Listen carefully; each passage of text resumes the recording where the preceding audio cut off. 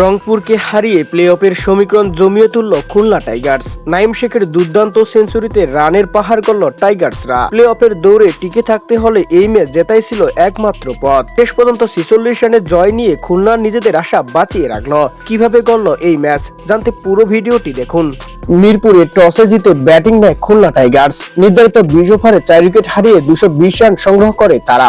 Opener Naim শেখের দুর্দান্ত ব্যাটিংয়ে দল পায় বিশাল সংগ্রহ। তিনি 62 বলে অপরাজিত 111 রান করেন। তার সঙ্গে শেষ দিকে মহিদুল ইসলাম অঙ্কনের 15 বলে 29 রানের ইনিংস দলকে বড় সংগ্রহ এনে দেয়। বড় লক্ষ্য তাড়া করতে নেমে রংপুর রাইডার্সের শুরু থেকেই চাপে পড়ে যায়। 34 রান তুলতেই হারিয়ে ফেলে টপ অর্ডারে 2 ব্যাটারকে। সৌম্য সরকার 48 বলে 74 রান করলেও অন্যদিকে ব্যাটারদের ব্যর্থতায় 174 রানে থেমে যায় রংপুর রাইডার্স।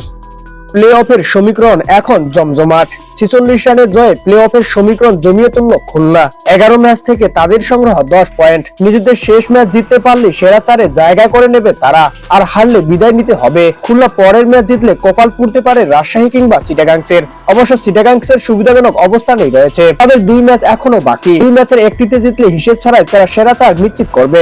এমনকি 2 ম্যাচের 2টিতে হারলেও প্লে অফের সম্ভাবনা বাঁচিয়ে থাকবে বিশেষ পরিসংখ্যানে।